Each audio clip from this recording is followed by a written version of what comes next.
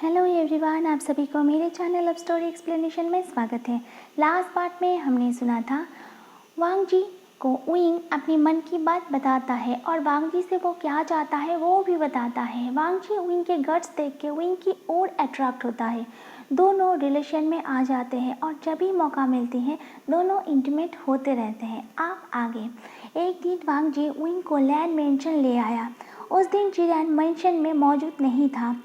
वांग जी के कमरे में दोनों ने पूरी रात एंजॉय की। मॉर्निंग में वांग जी के डोर पे नॉक हुआ। वांग जी नींद भरी आंखों में डोर को ओपन करके देखा तो सामने शीचैन खड़ा है। शीचैन को रात को ही एक मेट ने वांग जी और विंग के बारे में सब कुछ बता दिया था। शीचैन वांग जी के हाथ पकड़ के उसे उसके रूम से थोड़ा दूर ले गई और उसे कहा, वांग जी, मैं तुम्हारे फीलिंग्स को बहुत अच्छे से समझ सकती हूँ, पर क्या तुम्हें अंकल का नहीं पता? अगर उन्हें पता चलेगा तो वो क्या कर सकता है? क्योंकि शीचैन भी अपने कॉलेज की फ्रेंड बेंचिंग को प्यार करती है। वो बेंचिंग से शादी करना चाहती है। बेंचिंग को अपने पास रखने के लिए उसे पर्सनल असिस्टेंट का पोस्ट भी दिया है, पर अपर क्लास और लोअर क्लास की प्रॉब्लम के कारण वो चिरैन को बता नहीं पाता उनकी रिलेशन के बारे में। चिरैन का एक खास बटलर वांग जी के रूम में आया। विंग की नींद टूट चुकी थी। वो बेड में उठ के बैठा हुआ था। उस बटलर ने विंग से कहा, तुम्हारी सर्विस देना हो गया है तो तुम यहाँ से जा सकते हो। विंग उसकी बातों की मीनिंग को बहुत अच्छे से समझ गया। वो तुरंत कपड़े पहन के दुखी होके लैंड मेंशन से निकल गया। वांग जी जब कमरे में आया तो विंग वहाँ नहीं था, पर विंग की ब्रेसलेट वहीं बेड पर पड़ा था। वांग जी वो ब्रेसलेट उठा के अपने पॉकेट में रख लेता है और अपने मन में सोचता है, उसने जाने से पहले मुझे बाय नहीं कहा, इसका मतलब ज़रूर उसे किसी ने कुछ कहा होगा। वांग जी अपना फ़ोन निकाल के विंग को कॉल करता है, पर विंग कॉल को रिसीव नहीं करती। नाइट में विंग बहुत ड्रिंक्स करता है। ड्रिंक करने के कारण वो ड्रंक हो चुका था। लड़खड़ाते कदमों से वो घर की ओर आ रहा था। बार बार रास्ते के साइड में बैठ रहा था। वांग जी विंग के लिए ही मेंशन से बाहर आके रास्ते में वेट कर रही थी, क्योंकि पूरा दिन वांग जी ने विंग को बहुत बार कॉल किया, पर विंग ने एक बार भी आंसर नहीं किया। वांग जी विंग को लड़खड़ाते आते हुए देख के विंग के पास गया और विंग को शोल्डर से पकड़ लिया। उसे सहारा देने की कोशिश की, पर विंग ने वांग जी को धक्का दे दिया। उसे कहा, सर, क्या आपको पता नहीं है, आप जैसे अपर क्लास के लोगों को हम जैसे लोअर क्लास लोगों से फ्रेंडशिप नहीं करनी चाहिए। हम जैसे लोग सिर्फ आप जैसे लोगों के बेड को वार्म करने के लिए होते हैं। वांग जी विंग की बात सुन के विंग को हक कर लेता है और हक करते हुए कहा, विंग, क्या तुम्हें मेरी आंखों में मेरी सच्चाई नज़र नहीं आती? मैं तुम्हें कभी भी उस नज़रों से नहीं देखा। मैं तुमसे बहुत प्यार करता हूँ। विंग वांग जी की बात सुन के हंसते हुए वांग जी को खुद से दूर करने की कोशिश की, पर नहीं कर पाया, क्योंकि वांग जी उसे टाइटली हक कर लिया था। विंग ने कहा, रिच पीपल सिर्फ हम जैसे लोगों को टॉय समझते हैं। वांग जी ने कहा, विंग, मैं ऐसा नहीं समझती। और वांग जी विंग को गोद में उठा लेता है और विंग के घर के पास जाके नीचे ज़मीन में बैठ जाता है। विंग को अपने लैप में बिठा लेता है। विंग के गालों को प्यार से सहलाते हुए विंग की ओर देखते हुए कहा, विंग, क्या तुम्हें मेरी आंखों में मेरी सच्चाई मेरी प्यार नज़र नहीं आती? विंग वांग जी की आंखों में देख रहा था। वांग जी ने कहा, विंग, मैं अपनी लाइफ में कभी हैप्पी नहीं था। तुम्हारे आने के बाद मैं हैप्पी रहने लगा हूँ। और जो रिच पीपल बड़े बड़े मेंशन में रहते हैं वो लोग कभी अंदर से हैप्पी नहीं होते। उन्हें हमेशा ही अपनी रेपुटेशन की चिंता रहती है। वो लोग बहुत अकेले होते हैं। उनकी लाइफ बहुत खोखले होते हैं। मैं तुम्हारे साथ सुकून की सांस लेना चाहती हूँ, बेफिक्र होकर जीना चाहती हूँ। आज मैं तुम्हें एक बच्चे की स्टोरी सुनाना चाहती हूँ। एक 5 साल का बच्चा जो अपने बिग ब्रदर और अपने पेरेंट्स के साथ एक बड़े से मेंशन में रहता था। उस बच्चे के फादर के पास अपनी फैमिली को देने के लिए टाइम कभी नहीं होता था।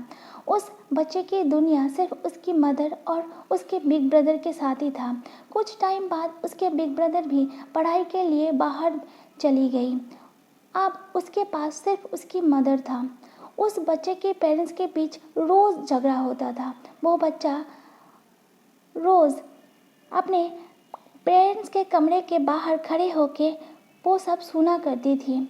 उसकी मदर उसके फादर से डिवोर्स लेके अपने बच्चों के साथ हैप्पी होके जीना चाहती थी, पर उसके फादर अपने फैमिली के रेपुटेशन के चलते हुए अब उसके मदर को डिवोर्स नहीं देना चाहते थे। एक दिन वो बच्चा अपने किटन के बेबीज़ के लिए एक घर बनाया था और वो घर अपने मदर को दिखाना चाहती थी, इसीलिए वो अपने मदर को बुलाने के लिए गई। पर अपने पेरेंट्स के कमरे के डोर को ओपन करते ही उसने देखा मदर काउच में बैठी हुई है और पूरा फ्लोर ब्लड से कवर है।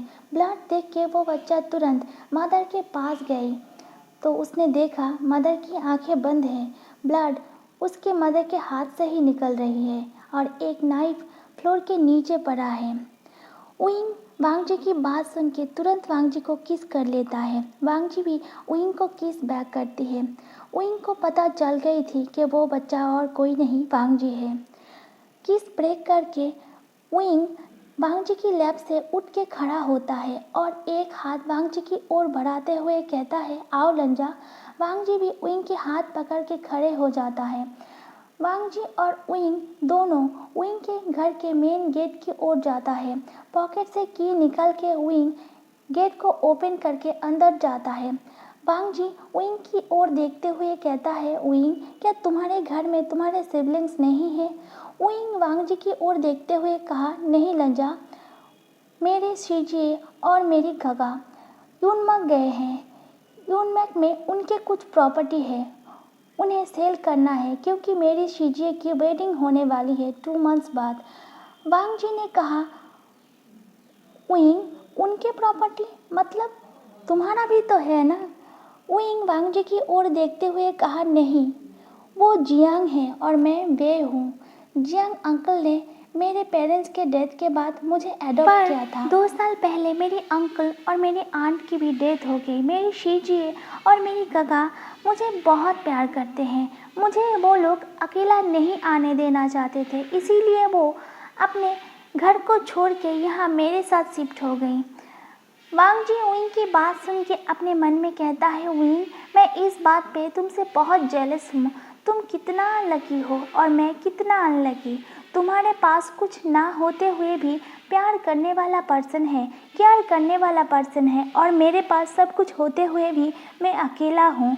उइंग वांगजी की हाथ पकड़ के अपने कमरे में ले गया और वांगजी की ओर देखते हुए कहा, लंजा, अगर तुम सच में मुझे प्यार करते हो तो तुम आज मेरे साथ इस छोटी सी बेड में सोओगे। वांगजी नोट करके बेड में लेट जाता है। उइंग भी उसके साइड में लेट गया और अपना एक पैर वांगजी के ऊपर और अपने सिर को वांगजी के सीने में रख के आंखें बंद कर लेता है। वांगजी भी उइंग को सिक्योरली होल्ड करके उसके सिर में एक किस करता है और आंखें बंद कर लेता है। मॉर्निंग से पहले ही वांगजी उस कमरे से बाहर निकल जाता है और जाने से पहले उइंग को एक ब्लैंकेट से कवर कर देता है। वांगजी और उइंग के रिलेशन के बारे में पता चल गया था। एक दिन चिरैन वांगजी को अपने कमरे में बुलाया और सामने वाले चेयर में बैठने के लिए कहा। वांगजी सामने चेयर में बैठ जाता है।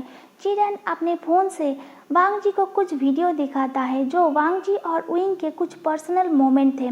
चिरैन ने कोल्ड टोन में कहा, वांगजी क्या तुम्हें पता नहीं है तुम्हारी स्टेटस क्या है और तुम्हें किनके साथ रिलेशन रखना चाहिए?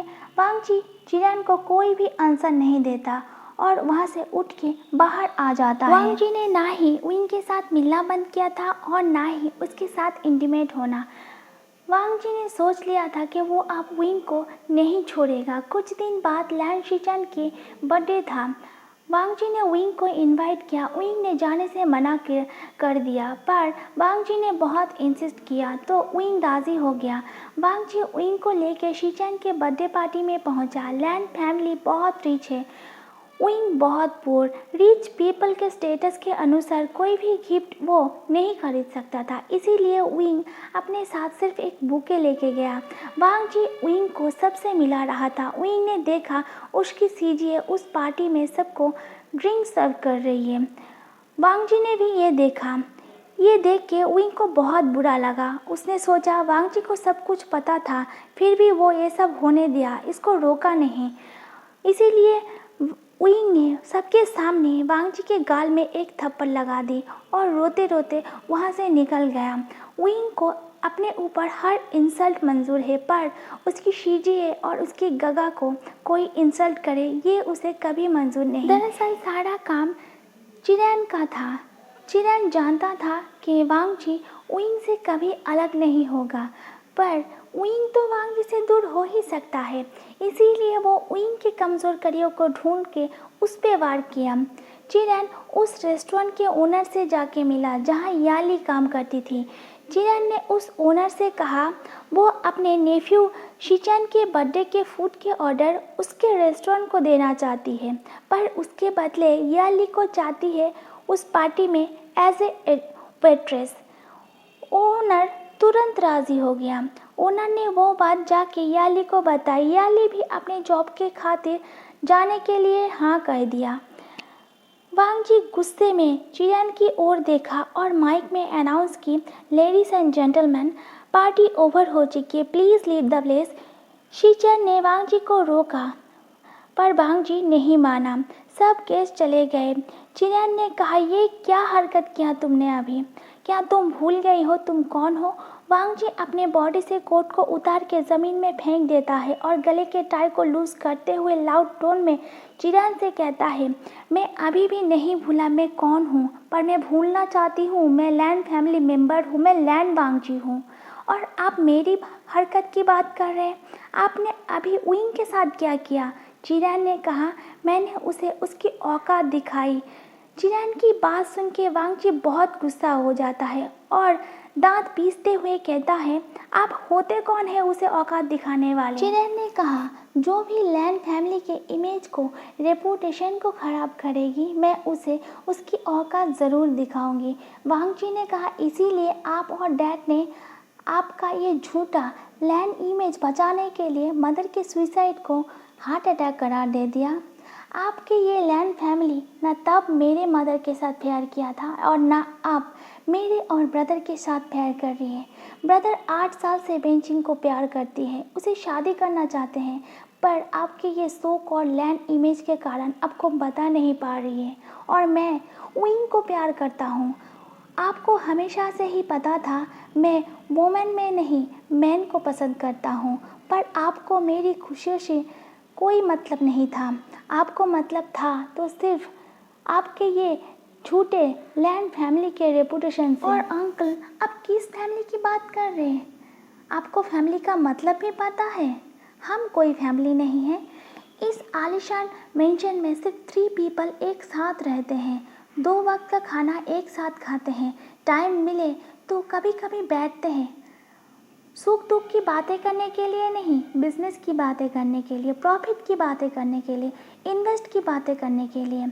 किससे संबंध बनाने से हमें प्रॉफिट मिलेगा, किसे संबंध बनाना चाहिए और किसे नहीं, इस बारे में बात करने के लिए। फैमिली मेम्बर के अंदर इमोशन होता है, प्यार होता है, केयर होता है, जो हमारे बीच कभी नहीं था। हम यहाँ रोबोट की ज़िंदगी जीते हैं। किसी के साथ हमें अच्छा ना भी लगे तो भी हमें उसके साथ रहना पड़ता है प्रॉफिट के लिए। हंसी ना भी आए तो भी हमें हंसना पड़ता है, लोगों को दिखाने के लिए कि हम कितना हैप्पी हैं। चिरैन कहता है, तुम इतनी बड़ी बड़ी बातें इसीलिए कर पा रहे हो कि ताकि तुम्हारे नाम के आगे लैन लगा हुआ है और तुम्हें बिना मांगे ये लग्जरी लाइफ मिल रही है। वांग जी चिल्ला के कहता है, आज से मैं कोई लैन नहीं हूँ, मैं सिर्फ वांग जी हूँ और आज से मुझे ये लग्जरी लाइफ नहीं चाहिए, मैं अपना खर्चा खुद उठाऊँगा। ये बोल के वांग जी अपने रूम की ओर चला जाता है। उसके पीछे पीछे शिचैन भी जाता है उसे मनाने के लिए, पर वांग जी नहीं मानता। वांग जी एक छोटा बैग लेके उसे 4 जोड़ा कपड़ा उसके अंदर रखती है। ड्रॉयर से विंग के ब्रेसलेट को बाहर निकाल के उस बैग में डालती है और कुछ अपना डॉक्यूमेंट्स निकाल के उस बैग में अंदर रख के उस मेंशन से बाहर चला जाता है। वांग जी विंग के घर के पास आता है, बैग को विंग के बैल्कनी के ओर थ्रो करता है, फिर पाइप से होते हुए विंग के बैल्कनी पे आता है, पर विंग के बैल्कनी का डोर आज हर दिन की तरह ओपन नहीं था। विंग ने आज उस डोर को क्लोज कर दिया था। वो अंदर बेड में पड़े रो रही थी। वांग जी ने डोर पे नॉक करते हुए उसे पुकारा, विंग डोर को ओपन करो, मैं अपना घर छोड़ के आ गई हूँ तुम्हारे पास।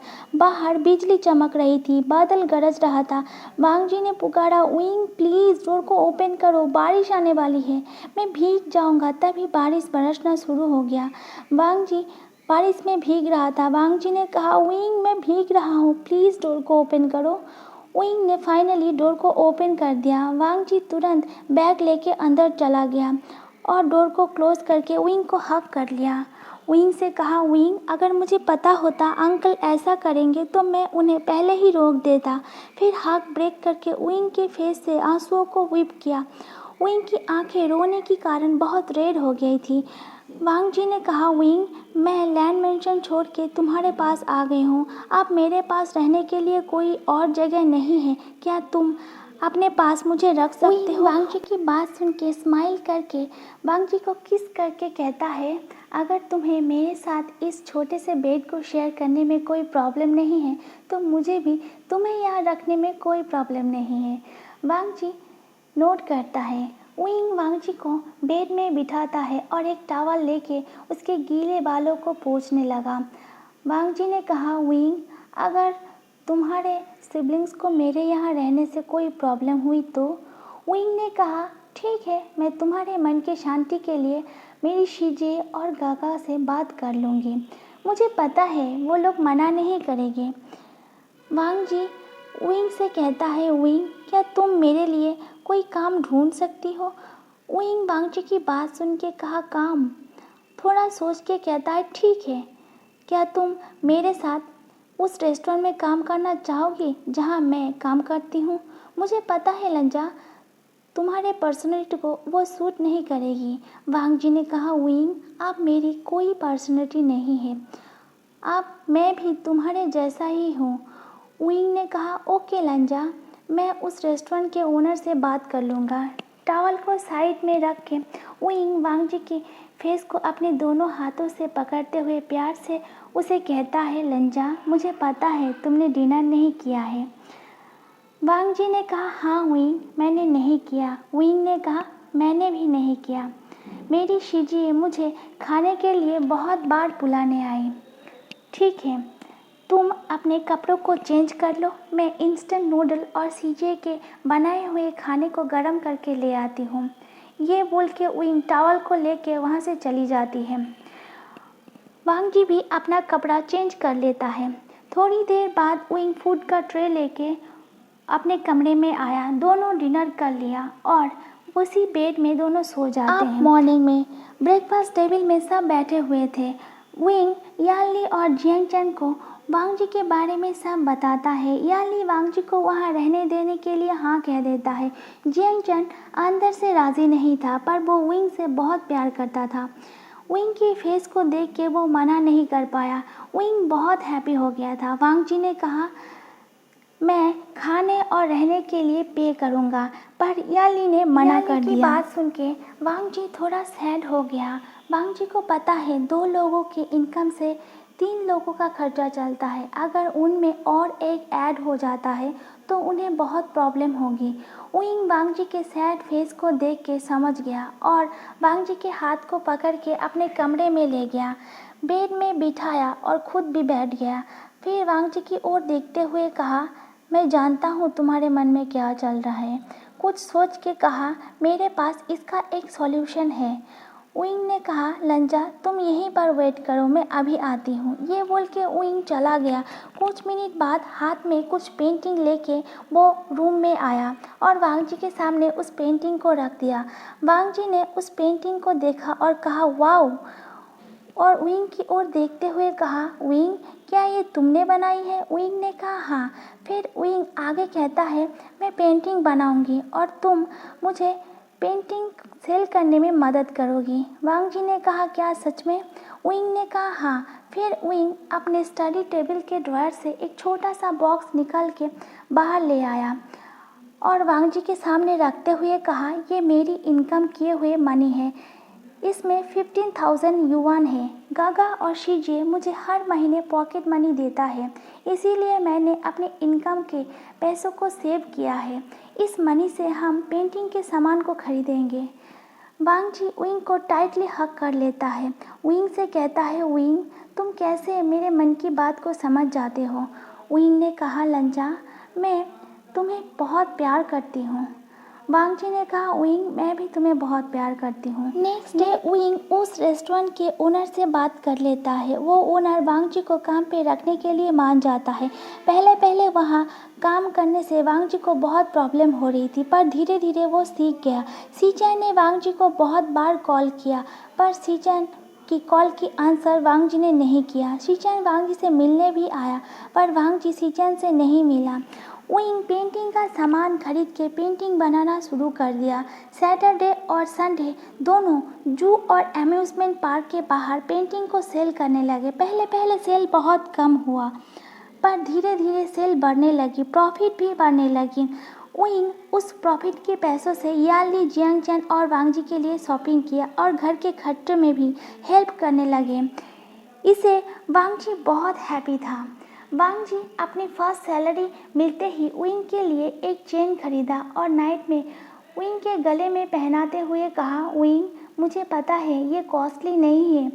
विंग ने कहा, लंजा मुझे कॉस्टली गिफ्ट नहीं चाहिए, मुझे सिर्फ तुम चाहिए। विंग की बात सुन के वांग जी विंग को किस कर लेता है और दोनों उस रात इंटीमेट होते हैं। धीरे धीरे विंग की पॉपुलैरिटी बढ़ने लगी थी। ऐसे ही 2 मंथ निकल जाते हैं। याली की भी शादी हो गई। विंग अपने इनकम के पैसों से याली को एक पर्ल का ईयररिंग गिफ्ट किया। घर में अब सिर्फ 3 ही मेंबर बचे थे। जियांगचैन और वांग जी के बीच अब बहुत अच्छी फ्रेंडशिप हो गई थी। दोनों मिलके मॉर्निंग का सारा काम कर लेता था। रात को विंग डिनर बना दिया करता था, फिर सब मिलके क्लीनिंग कर लेते थे। विंग और वांग जी के बीच डेली नाइट एक्टिविटी बरकरार था। एक दिन विंग और वांग जी दोनों मिलके जू के बाहर खड़े होकर स्माइल कर रही थी, क्योंकि वो दोनों बहुत हैप्पी थे। उनकी सारी पेंटिंग सेल हो गई थी और पिछले कई दिनों से बहुत ज़्यादा प्रॉफिट उन्हें उस दिन हुआ था। चिरान उस रास्ते से ही गुजर रहा था। उसकी नज़र उन दोनों पे गया। ड्राइवर को कार को स्लो करने के लिए कहा और वांग जी को चिरान बहुत अच्छे से देखने लगा।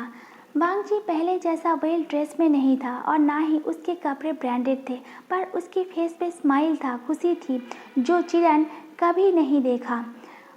वांग जी जिस दिन मेंशन छोड़ के चला गया, चिरान को बहुत दुख हुआ, पर उसके मन के एक पोर्शन ने कहा, जो लग्जरी में बड़ा हुआ है वो लग्जरी को छोड़ के ज़्यादा दिन घर से बाहर नहीं रह सकता। 2 दिन में ही वो मेंशन लौट आएगी, पर 3 महीने गुजर गए, वांग जी नहीं लौटा। चिरान एक दिन वांग जी से मिलने के लिए यूनिवर्सिटी गया। वो दोनों यूनिवर्सिटी के कैंटीन में बैठे हुए बात कर रहे थे। विंग उस दिन यूनिवर्सिटी नहीं आया था। उसे एक फेमस पेंटर ने मिलने के लिए बुलाया था। वो उसी से मिलने के लिए गया था। चिरान वांग जी से कहा, वांग जी मेंशन वापस चलो, मैं तुम्हें ऐसे ही लाइफ जीते हुए नहीं देख सकता। तुम ऐसे अपने करियर को ख़त्म नहीं कर सकते। मैं चाहती हूँ तुम अब्रॉड जाओ आगे की पढ़ाई के लिए। विंग हैप्पी होके हाथ में एक चेक लिए हुए वांग जी के पास आ रहा था दिखाने के लिए, पर चिरान की बात सुन के वो दुखी होके वहाँ से ही लौट गया। वांग जी चिरान की बात सुन के कहता है, अंकल तो आपने ये रास्ता ढूंढा विंग को मुझसे दूर करने के लिए। चिरान ने कहा, नहीं वांग जी, मुझे तुम दोनों की रिलेशन से कोई प्रॉब्लम नहीं है। चिरान इस बार सच कह रहा था। चिरान ने देख लिया था वांग जी विंग के साथ कितना हैप्पी है। उसने वांग जी को अपने बेटे की तरह पाला था। बहुत स्ट्रिक्ट होने के कारण वो अपने अंदर के प्यार को वांग जी को कभी दिखा नहीं पाया। वांग जी ने कहा, मुझे विंग को छोड़ के कहीं भी नहीं जाना, बोल के वांग जी वहाँ से उठ के चला गया। जब वो घर पहुँचा तो देखा विंग बहुत सैड है। देख के वांग जी वरीड होते हुए पूछा, विंग तुम्हें क्या हुआ है? विंग रोते रोते कहा, लंजा क्या तुम मुझे छोड़ के चले जाओगे? वांग जी विंग को हग कर लेता है उसे कहता है, नहीं उइंग, मैं तुम्हें छोड़ के कहीं नहीं जाऊंगा। उइंग वांग जी की बात सुन के वांग जी की फेस की ओर देखता है। वांग जी उइंग की सिर पे एक किस करके कहता है, तुम मेरी हैप्पीनेस हो। अगर मैं तुम्हें छोड़ के चला जाऊंगा तो मैं सैड हो जाऊंगा। उइंग हैप्पी होके हाथ ब्रेक करके कहता है, लंजा तुम यहीं रुको। फिर अपने बैग से वो चेक निकाल के वांग जी को दिखाते हुए कहा, लंजा, उन्होंने मेरी सारी पेंटिंग खरीद ली और मुझे 2 मिलियन का चेक दिया है, साथ में 10 पेंटिंग का ऑर्डर भी। वांग जी ने कहा, उइंग देखना, तुम एक दिन बहुत बड़ा पेंटर बनोगे। चिरन ने बहुत सोचा, फिर वो उइंग से मिला और उइंग को वो सारी बातें बताई जो वांग जी को बताया था। उइंग से कहा, अब तुम ही वांग जी को हायर स्टडीज़ के लिए राज़ी कर सकते हो। उइंग चिरन को कोई भी जवाब नहीं देता और वहाँ से चला जाता है। वो बहुत कुछ सोचता है। फिर अपने डेली नाइट एक्टिविटी के बाद वांग जी से कहता है, लंजा, मैं चाहती हूँ तुम हायर स्टडीज़ के लिए अब्रॉड जाओ। वांग जी समझ गया, उसके अंकल उइंग से मिला था। वांग जी ने कहा, उइंग, क्या तुम इससे हैप्पी हो गए? उइंग ने कहा, हाँ लंजा। वांग जी ने कहा, ठीक है, मैं तुम्हारे हैप्पीनेस के लिए सब करूँगा। नेक्स्ट डे वांग जी चिरन से मिला। उसे कहा, अंकल, आप चाहते हो ना मैं अब्रॉड जाऊँ हायर स्टडीज़ के लिए? मैं जाऊँगा, लेकिन मेरा एक शर्त है। आप उससे पहले मेरी और उइंग की शादी कराएंगे। चिरन ने कहा, वांग जी, मुझे तुम्हारे और उइंग के रिलेशन को लेके कोई प्रॉब्लम नहीं है और स्टडीज़ के बाद तुम दोनों मैरिज कर सकते हो। वांग जी ने कहा, नहीं अंकल, मुझे आप पर विश्वास नहीं है। मैं उइंग को प्रोटेक्ट करना चाहती हूँ और अभी उइंग से रजिस्ट्री मैरिज करना चाहती हूँ। स्टडीज़ के बाद हम मैरिज के फॉर्मेलिटीज़ को पूरा कर लेंगे। चिरन ने कहा, वांग जी, ठीक है, मैं तुम्हारे बात पे राज़ी हूँ। वांग जी घर जाके उइंग को रजिस्ट्री मैरिज की बात बताता है। उइंग बहुत हैप्पी हो जाता है। उइंग वो बात याली और जियांग चैन को बताता है। जियांग चैन और याली उइंग के लिए बहुत हैप्पी थे। फिर उन दोनों की रजिस्ट्री मैरिज हो जाती है। चिरन शीचैन और वेंचिंग के मैरिज के लिए भी मान गया था। कुछ दिनों बाद उन दोनों की भी मैरिज हो जाती है। गोसू यूनिवर्सिटी में पढ़ाई कंप्लीट होने तक वांग जी उइंग के साथ उइंग के घर में ही रुका। पढ़ाई कंप्लीट होने के बाद वांग जी अब्रॉड चला गया। चिरन उइंग से कहा लैंड मेंशन में आके रुकने के लिए, पर उइंग नहीं गया। वांग जी रोज़ उइंग को वीडियो कॉल करता था। उइंग भी अब बहुत अच्छा पेंटर बन गया था। पढ़ाई कंप्लीट होने के बाद उइंग भी यूनमक लौट गया। वांग जी का पढ़ाई 3 साल में ही कंप्लीट हो गई थी। वो 2 साल वहाँ रुक के एक कंपनी में जॉब किया। फिर 5 साल बाद वांग जी अब्रॉड से लौट आया। वो एक अच्छा बिजनेस टाइकून बन गया था। वो पहले गोसू ना आके यूनमक गया। जियांग चैन को पूछ के पहले ही उनका एड्रेस पता कर लिया था। उस वक्त उइंग किचन में लंच बना रही थी। वांग जी विंडो से होते हुए किचन में गया और पीछे से उइंग के आईज को अपने हाथों से कवर कर लिया। उइंग की फेस पर एक स्माइल आ गई। उइंग ने कहा, लंजा। वांग जी ने कहा, तुमने मुझे कैसे पहचाना? उइंग ने कहा, तुम्हारी बॉडी सेंस से। वांग जी ने उइंग के आईज से अपने हाथ को हटा लिया। उइंग ने ओवन को स्टॉप कर दिया। उइंग टर्न होके वांग जी को हग कर लेता है। हग ब्रेक करके वो दोनों किस करते हैं। फिर वांग जी उइंग को गोद में उठा के उइंग के रूम में ले गया। वो दोनों इंटीमेट होते हैं। उइंग ने कहा, लंजा, मैंने तुम्हें बहुत मिस किया। वांग जी ने कहा, मैंने भी तुम्हें बहुत मिस किया। फिर वांग जी उइंग को शादी के लिए प्रपोज करता है और 3 वीक्स बाद उन दोनों की ग्रैंड वेडिंग होती है और वो दोनों एक हो जाते हैं। Thank you so much.